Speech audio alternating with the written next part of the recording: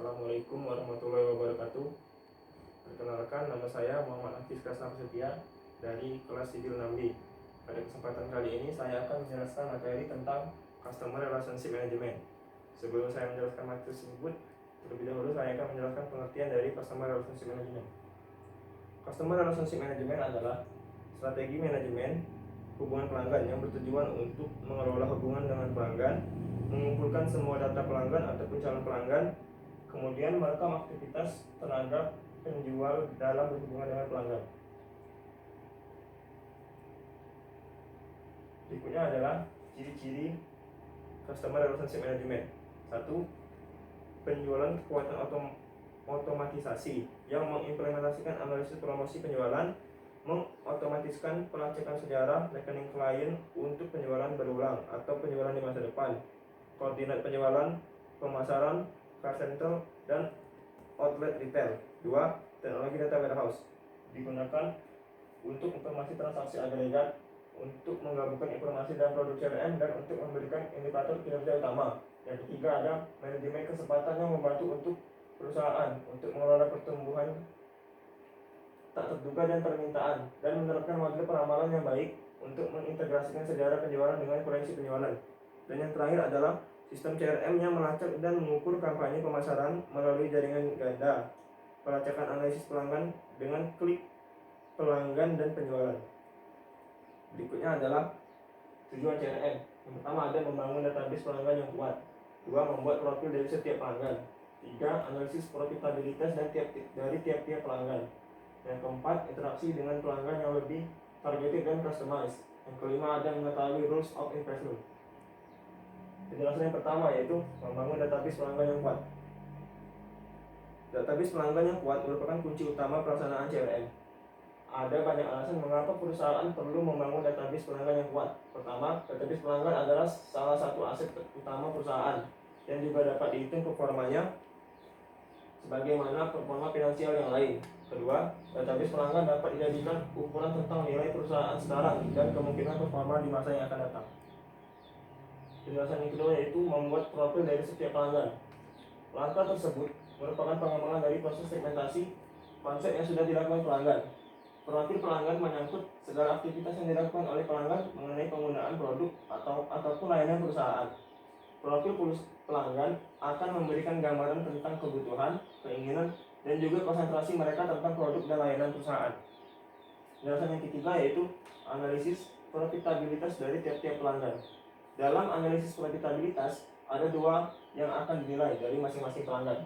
Yang pertama adalah penerimaan atau revenue yang dihasilkan dari masing-masing pelanggan, dan yang kedua adalah biaya atau cost yang harus dikeluarkan untuk melayani masing-masing pelanggan. Yang keempat yaitu interaksi dengan pelanggan yang lebih targeted dan customized. Dengan profil yang lebih jelas, perusahaan akan lebih mudah untuk melihat kebutuhan yang berbeda-beda dari setiap pelanggan. Informasi ini tentu saja akan memudahkan perusahaan untuk memberikan penawaran tentang produk dan layanan yang disesuaikan kebutuhan mereka. Dengan tingkat kebutuhan yang dipetakan, perusahaan juga dapat memberikan komunikasi pemasaran terpadu yang lebih personal dan customized. Dan yang terakhir adalah return of investment atau ROI. Return of investment adalah rasio profitabilitas yang mengukur efisiensi sebuah investasi dengan membandingkan laba bersih dengan total biaya atau modal yang diinvestasikan. ROI yang bernilai positif menunjukkan keuntungan, sedangkan ROI yang bernilai negatif menunjukkan kerugian. ROI berperan penting dalam memberikan informasi mengenai ukuran keuntungan atau kerugian, mengukur efisiensi penggunaan modal kerja, produksi, hingga penjualan dalam perusahaan. Yang berikutnya adalah fungsi CRM terbagi menjadi 8, yaitu 1. Mengidentifikasikan faktor-faktor yang penting bagi pelanggan. 2. Mengusung falsafah customer service oriented. Yang ketiga, mengadopsi pengukuran berdasarkan sudut pandang pelanggan. Yang keempat adalah membangun proses ujung ke ujung dalam melayani pelanggan. Yang kelima, menyediakan dukungan pelanggan yang sempurna. 6. Menangani keluhan dan komplain pelanggan. 7. Mencatat dan mengikuti semua aspek dalam penjualan. Dan yang terakhir adalah membuat informasi holistik tentang informasi layanan penjualan dari pelanggan. Agar sebuah sistem CRM dapat menjalankan fungsinya, maka diperlukan 1. Perencanaan bisnis yang matang. 2. Mendefinisikan tujuan dan sasaran dari penerapan CRM. Dan yang ketiga, menentukan batasan-batasan dari CRM menurut strategi yang ditetapkan. 4. Menentukan parameter dan standar pengukuran keberhasilan penerapan CRM. Dan yang terakhir adalah menentukan standar aturan penanganan strategi berdasarkan informasi dari sistem CRM seperti perubahan, perbaikan, dan pemantapan strategi. Berikutnya adalah pengertian dari Customer Service Oriented. Customer Service Oriented adalah pendekatan pemasaran yang dirancang berdasarkan kebutuhan dan minat konsumen dan tentang memprioritaskan konsumen daripada faktor lain yang menggunakan perpaduan intuisi serta data mengenai perilaku dari pelanggan tersebut.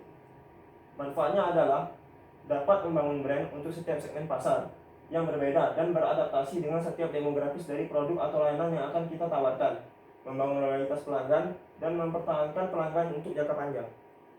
Yang berikutnya adalah manfaat CRM, terbagi menjadi 6. Yang pertama adalah meningkatkan hubungan dengan prospek dan pelanggan. 2.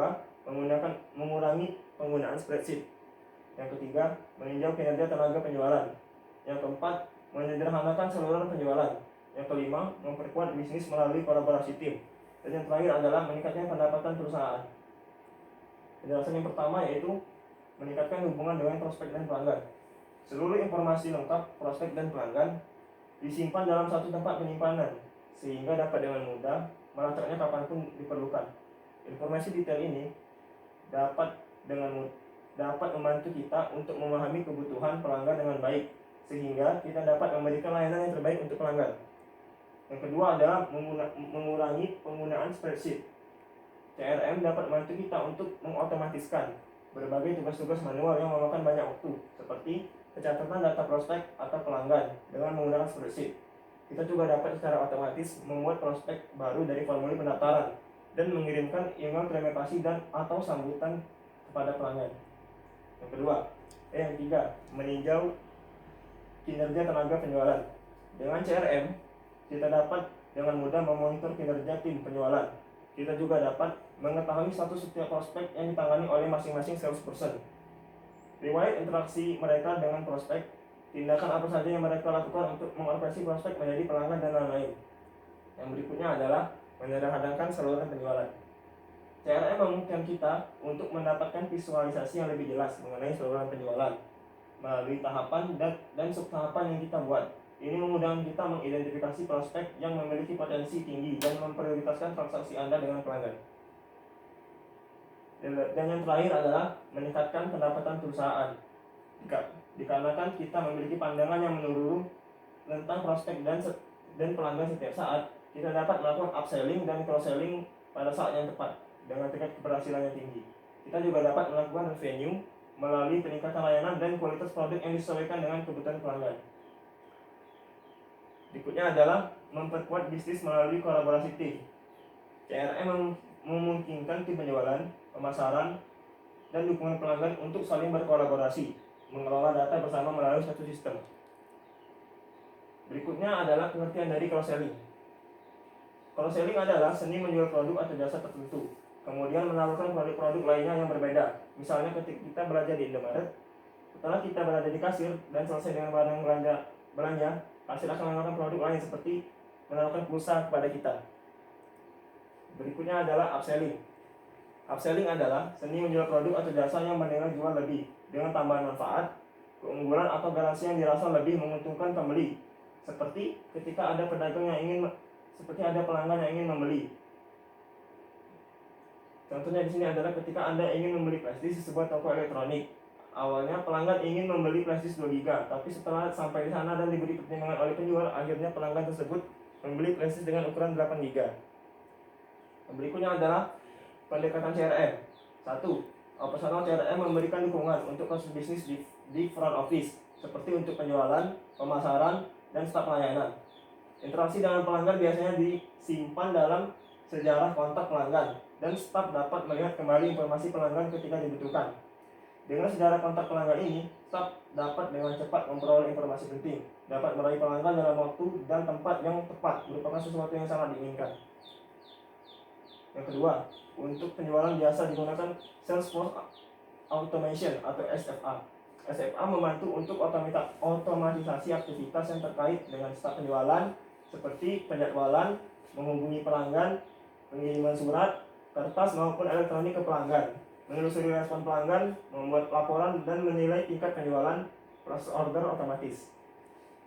Berikutnya adalah analytical CRM, menganalisis data pelanggan untuk berbagai tujuan seperti merancang dan menjalankan kampanye target pemasaran, termasuk melakukan cross-selling, upselling, sistem informasi manajemen untuk forecasting keuangan, dan analisis profitabilitas pelanggan.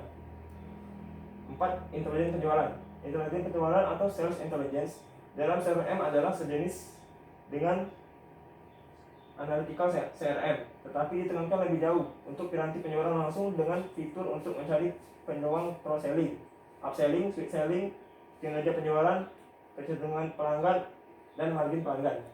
Yang kelima adalah manajemen kampanye, mengkombinasikan elemen antara CRM, operasional, dan analitik agar dapat menjalankan fungsi pembentukan kelompok target dengan kriteria tertentu, menggunakan data pelanggan, mengirimkan materi yang terkait dengan kampanye produk untuk calon tertentu, menggunakan berbagai saluran seperti email, telepon, SMS, dan surat, menelusuri, menyimpan, dan menganalisis statistik kampanye.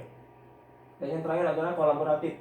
Kolaboratif CRM mencakup aspek-aspek yang ditangani korporasi yang terkait dengan pelanggan pada berbagai departemen seperti pada bagian penjualan, dukungan teknis, dan pemasaran. Staf dari berbagai departemen pada koperasi yang sama dapat saling bertukar dan berbagi informasi yang dikumpulkan ketika berinteraksi dengan pelanggan. CRM jenis ini bertujuan untuk menggunakan informasi yang dikumpulkan secara bersama di semua departemen untuk peningkatan kualitas pelayanan yang diberikan. Baiklah, demikian pemaparan materi dari kami. Lebih kurang saya mohon maaf. Terima kasih. Wassalamualaikum warahmatullahi wabarakatuh.